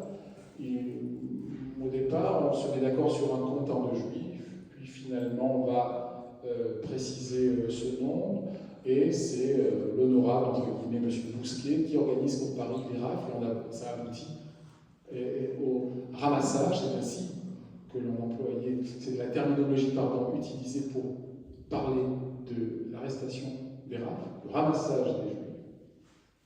On commence par effectivement la rafle du Veldiv, la rafle du billet vert, la rafle des notables, puis ensuite à l'été 1942, ce sont les rafles dans le sud de la France notamment, mais pas seulement, les rafles dans le reste de l'Hexagone. Et celle de l'héros du 26 août 1942 tranche avec les autres. On a parlé d'échec partiel pour cette rafle, qui n'est pas sans rappeler celle de Nancy. Sur 1010 juifs qui devaient être raflés, d'après une information transmise à la préfecture héroltaise, uniquement 419 l'ont été. Pourquoi? Vigilance accrue après les rafles de la région parisienne et humanité de certains gendarmes et policiers français qui se rappelleront à leur humanité. À la préfecture de l'Hérault, il y avait des fonctionnaires vichistes. Camille Ernst, le préfet délégué Benedetti, Camille Ernst était secrétaire général de la préfecture, et M. Frédérici. Ce Ce sont des contre-exemples formidables de Maurice Papon. Lors de son procès à Bordeaux, Maurice Papon a pu affirmer « Mais j'étais un fonctionnaire aux ordres, j'étais obligé d'obéir ». D'ailleurs, le leitmotiv de tous les nazis collaborationnistes lors de leur procès, j'obéissais. Eh bien, il pouvait désobéir. C'était un homme ordinaire, Papon. En désobéissant, il était un être extraordinaire. Ce ne fut point sa trajectoire. Mais à Montpellier, et nous en sommes fiers, puisque la ville de Montpellier, sous Hélène Monroe, et la cour et la préfecture de Lyon, il y a quelques années, se sont rappelés de l'action exceptionnelle de Camille Ernst, secrétaire général de la préfecture, en dénommant un square Camille Ernst dans le quartier Beaux-Arts boutonné, ainsi que la cour de la préfecture de l'Hérault, cour Camille Ernst. Je laisse de côté cette rafle, effectivement, hérontaise, qui a donc été un échec partiel. Le soir, les représentants du monde juif vont être amenés en acte des Russell, puis ensuite Drancy, et les camps nazis d'Allemagne et de Tchécoslovaquie, et de Pologne. Quelques brefs mots avant que de conclure sur d'autres organisations. L'organisation Reconstruction Travail, l'ORT, dont le but était la propagation du travail industriel et agricole parmi les juifs, haute couture pour la section féminine, ajustage mécanique, atelier de chimie appliquée côté messieurs. Une section à Montpellier est enregistrée en préfecture en avril 1941. Un deuxième centre de l'ordre est créé dans la belle ville d'Anne. Sans y étendre, je dirais que ces centres durent cesser leurs activités après l'occupation de la zone sud, donc par les Allemands. Dernière partie, très brève, les Juifs dans la résistance. Hormis le CAR, le comité d'assistance aux réfugiés, l'OSE, l'ORD, ce sont les mouvements de jeunesse, les éclaireurs israélites de France, devenus après-guerre éclaireuses israélites de France, ou encore le mouvement de la jeunesse sioniste, qui se sont fait connaître par une activité soutenue d'entraide et de résistance. C'est le rabbin Shili, premier rabbin d'une communauté juive organisée depuis l'époque médiévale, qui va lancer le mouvement des EI à Montpellier, des EIF. Le premier groupe eut comme chef Marc Lévy, originaire de Metz, secondé par, effectivement, je cherchais son nom, Nicole Wertheimer, Nicole Kahn Wertheimer, peut-être certainement connue à Montpellier, ancien de la troupe EIF Raymond Winter, qui était un jeune garçon, aidé par Marcel et Roger Gravol et Edgar Lévy. Ils ont eu une activité résistante exemplaire. Ils seront, hélas, passés par les armes à Saint-Flour. On peut également citer un autre membre des EIF, des scouts juifs, Frédéric Shimon Hamed, surnommé le Chameau. Dans le scoutisme juif, on avait des surnoms, effectivement, qui a aussi eu une activité résistante soutenue. Le mouvement de la jeunesse sioniste, le MJS, fut créé à Montpellier le 10 mai 1942 à la suite de la réunion à la capitale où il y a eu un véritable congrès sioniste clandestin comprenant 25 jeunes cadres arrivés de diverses localités du Midi. Alors Montpellier a souvent eu effectivement des exemples qui tendent à montrer que son histoire sioniste est relativement importante. Quelques exemples, vous en doutez, quelques exemples. Lors du premier congrès sioniste de l'ère moderne à Bâle en 1897, qui entendait poser les bases du retour à Sion, Théodore Herzl, ce journaliste de la Neue Freie Presse, juif assimilé, mais qui s'est rappelé à sa judéité quand, lors de, le fait de couvrir l'affaire Dreyfus à Paris, entendra dans les rues de Paris, non pas mort à Dreyfus, l'histoire montrera qu'il est innocent mais mort aux Juifs, écrira en une nuit derrière Bunstadt l'état des Juifs, solution moderne pour la question juive.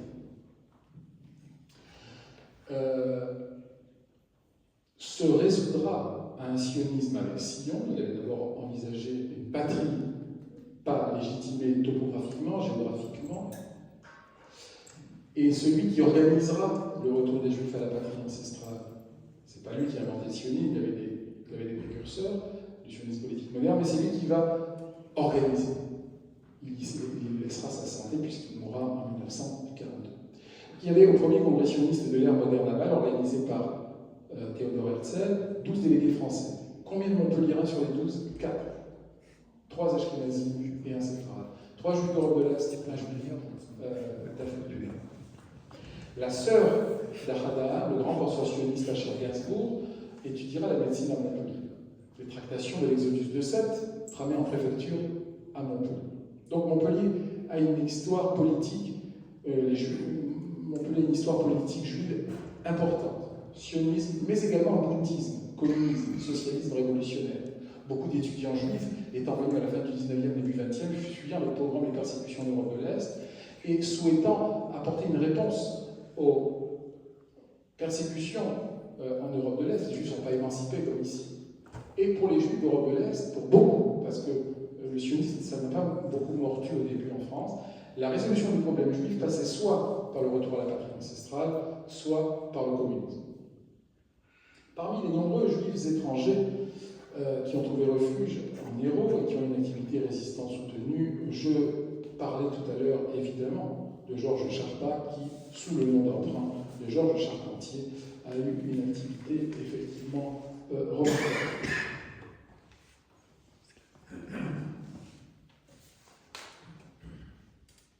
Robert Krépiki, lui aussi d'origine juive polonaise, Albert Uziel, n'est-ce pas, André Lévy, qui fut le ministre de la Culture, mais adjoint de la Culture de Georges Frege, et qui a vu son nom effectivement accolé à une place, non loin de l'actuelle mairie de Montpellier, ainsi qu'un pont de la République, André Lévy. Donc, une pensée émue effectivement pour cette figure du monde académique et politique local. Alors en conclusion, effectivement, j'aimerais effectivement vous dire que si j'ai pu réaliser une synthèse sur la situation des Juifs dans les roses sous le régime de Vichy, de la réalisation, de l'expropriation, l'analyse des principaux organes de la presse montpelliéraine, le Petit Méridional, l'Éclair, la Croix Méridionale, une presse antisémite aux ordres, qui faisait ressortir l'image du juif dans le contexte de la propagande antisémite officielle. Ce qui m'a le plus intéressé et ému, c'est évidemment, vous l'aurez compris, le comportement de ces non-juifs qui ont tendu la main à leurs frères aînés et qui ont finalement permis que le nombre des victimes de la Shoah ne soit pas encore plus lourd. Ils ont droit aujourd'hui à notre reconnaissance. Régulièrement, lors de cérémonies mémorielles, nous rappelons leur action. C'est le cas notamment le 16 juillet à la mairie de Montpellier, où nous lisons la liste des justes, pour ce qui est de notre département, déportés de l'Hérault. Une solidarité juive formidable. Longtemps, on a laissé penser que les Juifs sont allés dans les fours comme une bête à l'abattoir. Non, ils ont résisté. D'ailleurs, Claude Lanzmann l'a encore démontré dans son film Sobibor. Ils ont résisté quand ils ont pu. Et nous avons des témoignages parlants. Voilà quelques exemples emblématiques, paradigmatiques, qui s'ajoutent à ceux, effectivement, de Mireille et de Brigitte. C'est la banalité du bien. On a souvent parlé de la banalité du mal pendant la Shoah, c'est la banalité du bien. Nous nous devons de nous souvenir de ces événements passés. La mémoire a de l'avenir. À l'heure du retour de la judéophobie sur le vieux continent, nous autres juifs avons une longue mémoire, je le disais. Le Baal Shem Tov n'affirme-t-il point l'oubli, c'est l'exil, mais la mémoire est le secret de la délivrance. Eh bien, c'est sur ces belles paroles du Baal Shem Tov que je termine mon propos et que nous répondrons avec Mireille ou Brigitte à d'éventuelles questions concernant ces êtres ordinaires et extraordinaires, les justes parmi les nations.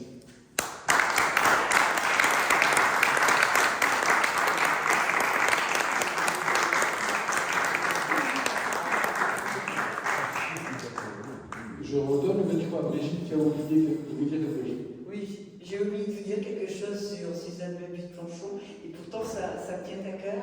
C'est son féminisme. J'ai écrit quelques pages dans le livre, parce que bon, c'est pas celui de MeToo, mais en 1918, elle s'est retrouvée veuve. Elle avait eu son bac seulement. Donc, pour travailler, c'était pas du tout évident. Pendant la guerre de 14-18, les femmes étaient montées au créneau, mais on l'a très vite oubliée à la fin de la guerre. Et elle, sa belle maison familiale, elle a transformé en pension de famille où elle cultivait le jardin, elle élevait les chèvres, les poules, avec tout ce que je vous ai dit avant, et elle chantait, et elle tricotait en écoutant Chopin, Schubert, voilà. Enfin, ça c'était magnifique, magnifique. Et ensuite, au passage, dans ses carnets, elle note régulièrement qu'elle allait aider au comité d'accueil des réfugiés. Beaucoup des associations que vous avez citées, Mme Michael, elle a participé. Voilà. Excusez-moi, mais j'avais oublié ça. C'est une fierté locale. Elle a été reconnue juste en 1976. Et elle a un livre grâce à Brigitte. C'est effectivement vous dire que c'est une fierté montpelliéraine et que nous devons nous rappeler régulièrement son souvenir. Des questions pour nos deux oratrices, pour votre orateur préféré. Faire sourire.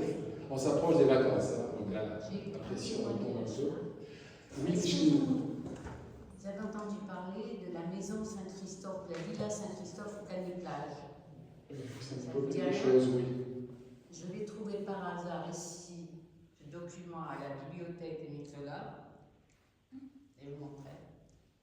Parce qu'il y a la photo de ma tante qui était au camp de Rizal, qui a été sauvée par deux Mennonites de l'Indiana, Louise Gunder, et elle a été sauvée d'extrémistes, et par deux femmes qui se sont dévouées corps et âme pour sortir certains enfants juifs du camp de Rizal, où ils étaient dans une situation déplorable. Ils sont restés quelques mois dans cette maison, et ensuite elle a tout fait pour les faire évacuer en zone libre. Elle a été sauvée, et il y a un témoignage justement à la fin, et elle a fait nommer, elle vit encore, elle les a inscrits à l'État-chef, elle a fait en tant que juste parmi les nations, si vous voulez regarder. Avec plaisir. Rapprochez-vous. Micheline Cohen, qui est ashkénaze et qui est lignage de la colonie Shoah. La colonie Quaker. Et les Quakers américains ont participé. Absolument. Qui était en relation avec le camp de Rizal. Oui. Voilà, Louise Gunden, elle a fait nommer à titre posthume. Juste parmi les nations. Juste parmi les nations. Aujourd'hui, il y a des remises à titre posthume, vous comprenez bien. Voilà le témoignage de Ginette Drucker-Kalich. Voilà. J'ai trouvé par hasard ici à la bibliothèque. Et je suis empressée de commander un exemplaire à Paris. La Villa Saint-Christophe. On a 3 exemplaires où lui raconte toute l'histoire de ce camp de convalescence de Rizal. Merci Micheline Cohen, qui est enseignante d'anglais comme vous lirez, et qui est une figure de la communauté de Montpellier, qui est la belle-sœur du reste de Michel Bensoussan. Y a-t-il d'autres interventions, madame? Alors moi mais sans micro. Moi j'ai une question sur toutes les organisations juives que vous avez citées, qui étaient clandestines. Moi je n'arrive pas à comprendre comment elles arrivaient à fonctionner, compte tenu de l'efficacité de la police allemande. Comment ça marchait, parce qu'elles avaient des sièges, elles avaient des bâtiments. Oui, puis mais Montpellier n'était pas encore en zone occupée. D'accord. Aussi explique cela. Et puis ils ont essayé de paraître plus pressés, de passer entre les gouttes. Donc une fois que Montpellier est occupé, c'est différent, c'est plus possible de fonctionner. Après il y avait le temps des rafles, on s'occupe au départ des juifs étrangers, puis des juifs français. L'extermination des juifs pendant la Shoah, quand on parle d'Auschwitz, on pense le gazage et à la crémation. Mais avant, il y a la perte des droits civiques, les arrestations, il y a une série de... Et oui, les organisations de secours et d'entraide ont, quand elles ont, dans la mesure du possible, aidé. Oui, mais alors comment... Enfin, elles fonctionnaient... Clandestinement, voilà. Alors ça j'arrive difficilement à me représenter comment c'est possible, parce que... voilà. Bon, par exemple, il y avait Lozé. Voilà, Lozé avait un bâtiment en face de la gare, par exemple. Il y a une plaque. Il y a une plaque, bravo. Voilà. Oui, je pense que Donc, il y avait des bureaux, ils étaient identifiés, ils avaient des lieux de fonctionnement qu'il n'y avait pas la plaque. Non, mais d'accord, je suis d'accord, mais bon, enfin, on connaît l'efficacité quand même Oui, de la Gestapo. absolument. Non, Le ministère des Affaires juives, le CGPJ, le commissaire général des questions Non, parce juives. qu'il y avait beaucoup d'organisations, vous l'avez dit, effectivement, Oui. de secours et d'entraide, Oui, absolument. et qui arrivaient finalement à être très Mais comme partout en efficaces. Europe, relate. Ouais. Oui, il faut nuancer, assez efficace, bien sûr. Bien sûr. Et en tout cas, le bilan statistique de la Shoah dans l'Hérault, à Montpellier, est meilleur qu'ailleurs. C'est ce que j'avais tenté de démontrer dans ma thèse. Pas de lecture apologétique des faits, mais on ne peut pas forcément voir le climat de tolérance issu du Moyen-Âge, etc. Mais. Le gouvernement de Vichy avait connaissance quand même de ces. Du Plus ou moins, oui, bien sûr. Montpellier qui dépendait d'ailleurs de Toulouse, Oui. au niveau administratif. Donc il y avait une tolérance, enfin je sais pas, j'arrive pas, il laissait faire, enfin, j'arrive pas à bien visualiser comment ça pouvait fonctionner sous un régime. Il y avait une partie qui était connue, une partie qui l'était moins. Une partie clandestine et une partie qui était moins clandestine. Mais il y avait une certaine tolérance alors. Il n'y a aucune tolérance de Vichy. Aucune. C'est le mot n'est pas. Voilà, oui, tout à fait, non, mais je comprends, mais c'est surprenant. Absolument. Dans un régime aussi autoritaire et aussi policier. Si on a eu effectivement des gens d'exception à la préfecture, ils le faisaient sous le manteau, le fait de prévenir les juifs d'imminence d'une rafle. D'accord, oui, donc il y a voilà. Par exemple, la rafle des juifs de l'Hérault était affichée sur les murs de Montpellier, du côté du jardin du Pérou.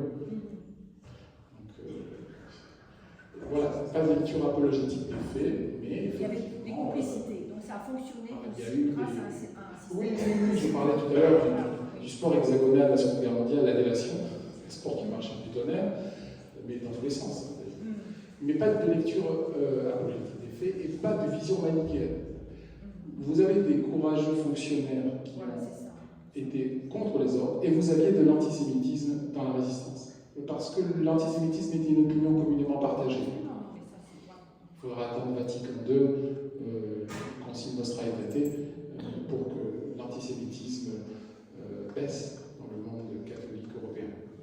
Il y a eu aussi des résistants au cœur du réacteur à Vichy. Voilà. Alors Roger, qui est ensuite Carole.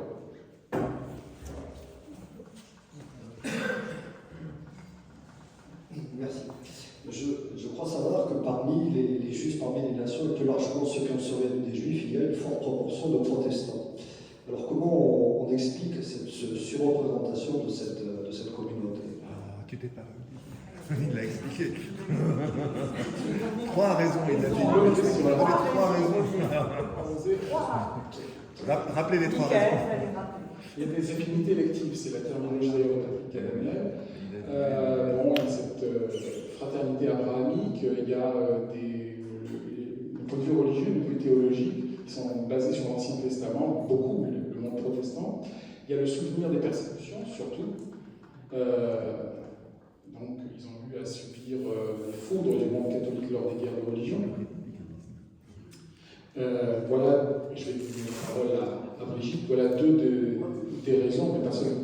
2 secondes, mais moi j'insiste beaucoup sur le républicanisme des protestants, parce qu'ils s'opposaient à l'Église catholique, qui était encore très royaliste et pénétrée de cette culture royaliste, nationaliste, très religieuse, et c'est comme dit Michael, avant Vatican II. Donc c'est pas lourd, mais plus facile pour les protestants. Il y a eu le fameux appel du pasteur Wagner. Et là, garde à vous, tous, ils vont tendre la main aux Juifs. Voilà, c'est un appel important. Mais oui, tu as raison, Roger, dans la région notamment, dans la Venage, près de Nîmes, près de Calvisson, voilà, j'ai participé d'ailleurs à un colloque sur Edmond Vermeil. Il y a eu dans la Venage beaucoup de sauvetage de Juifs, près de Nîmes, mais également dans les Cévennes protectrices. Parce qu'il y a beaucoup de protestants. Alors, Carole, oui, tu as une voix qui porte. Une voix qui porte. Donc, je voulais juste dire mon admiration pour la soirée de ce soir, parce que c'est d'abord et surtout un hommage aux femmes. Absolument. Et je crois qu'on n'a jamais assez parlé les femmes dans la résistance et les femmes parmi les juifs, parmi les nations, et surtout le nombre très important des femmes qui n'ont pas reçu ce titre, qui en cachette ont sauvé et ont fait des choses. Et à cela, on a été très touché, madame, par votre témoignage de votre maman. Je crois qu'il faudra le faire connaître. Peut-être que vous avez publié, sinon il faut publier au moins une brochure là-dessus. J'aimerais bien, cher monsieur, tout est prêt. Je n'attends plus que quelqu'un qui puisse m'aider pour que ça soit publié. Non, mais ça, c'est. Voilà. Donc, et à ce propos, pour finir, je voulais juste rendre un hommage et rappeler, c'est aussi un peu à la mode maintenant, il faut parler des femmes. Il faut donner des noms des femmes à des rues, à des écoles, etc. C'est tout à fait vrai. Moi, j'étais touché lorsque Michael était petit à ce moment-là. Je crois qu'il avait 14 ans ou quelque chose comme ça, quand on a fait venir chez nous à Clapier les filles de Madame Palares, donc les deux à la fois, Paulette et René. Et il y avait Diane Popovski. Et voilà, vraiment, j'ai dû batailler 8 ans avant que Yad Vashem donne à cette famille exceptionnelle le titre de juste parmi les nations. Ça prend beaucoup de temps, on espère que l'abbé Prévost va l'obtenir et c'est pas encore le cas. Voilà. Alors, je voulais juste souligner cet aspect-là et féliciter les deux dames, enfin les deux personnes dont l'une je connais bien puisqu'elle a même soutenu une thèse sur ma direction. Elle a publié un très beau livre sur Amos avec une préface et publié aussi un autre livre sur l'autre poète qui est moins connu. Voilà. Eh bien, moi, voilà, je voulais juste féliciter et Merci. très belle soirée. Oui, on a mis en avant effectivement des femmes. C'est important pour nous que tu le soulignes. Patrick Cabanel, qui a étudié le rôle des femmes protestantes dans la résistance, a dit que la plupart du temps, elles étaient veuves ou célibataires. Ça, je vous soumets, Carole. Oui, on parlait de Raymond de Mangel, la châtelaine d'Assas, et d'autres encore. Les femmes ont eu le droit de vote tardivement, en 1945, mais vous vous rendez compte que finalement elles le méritaient bien avant. De Mangel était dans le premier conseil municipal avec Collet, immédiatement dans l'après-guerre. Absolument. La châtelaine d'Assas. Monsieur Abgui. Moi, je voulais, après Carole qui a rendu hommage aux femmes, rendre hommage à notre directeur parce que improviser de cette façon une soirée de cette qualité, c'est vraiment remarquable. Je voulais vous remercier, vous féliciter parce qu'on n'a pas perdu au change, on a passé une très bonne soirée, on a bien entendu parler des justes des nations de l'Hérault. Je vous remercie beaucoup pour ça. Voilà. Merci, monsieur.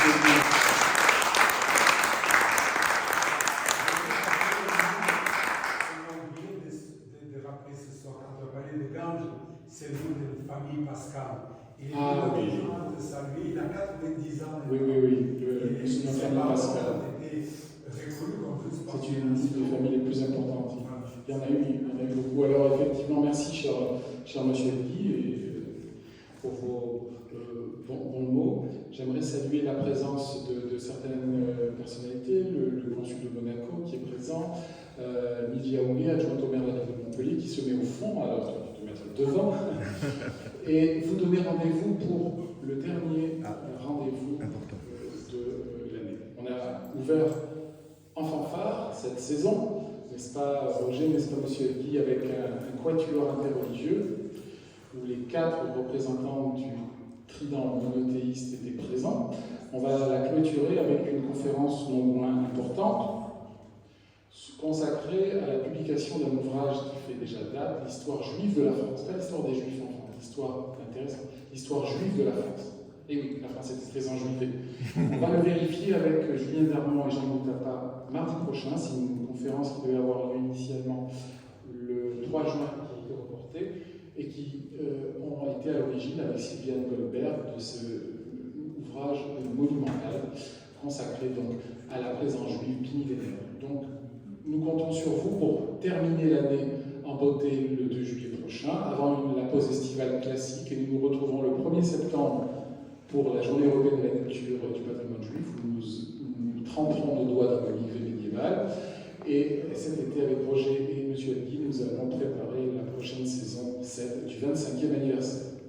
Bonne fin de soirée.